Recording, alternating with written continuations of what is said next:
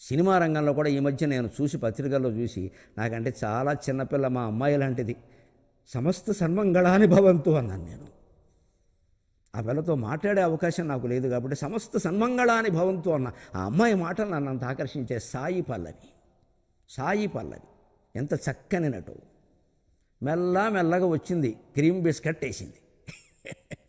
ఆ అమ్మాయి మొన్న ఏదో మాట్లాడుతూ, నేను అన్ని పాత్రలు ఒప్పుకోను, కథ వింటాను, నాకు తగినదైతేనే ఒప్పుకుంటాను, లేకపోతే వదిలేస్తాను. నమస్కారం అమ్మా, నీలాంటి వాళ్ళు కావాలి సినిమా రంగానికని చిన్నపిల్లైనా నమస్కారం పెట్టి ఆశీర్వదించాను.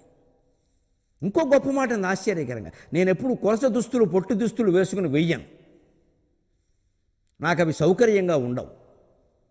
ఎందుకు చెప్పిందంటే ఆ మాట, నా తల్లిదండ్రులు నా సినిమా చూసి గర్వించాలి, అంతేకాదు ఇంకా ఆశ్చర్యకరమైన మాట చెప్పింది ఆ తల్లి. అంత ప్రేమ వచ్చింది నాకు ఆ అమ్మాయి అంటే. నా తల్లి అంటున్నాను నేను, బంగారు తల్లి.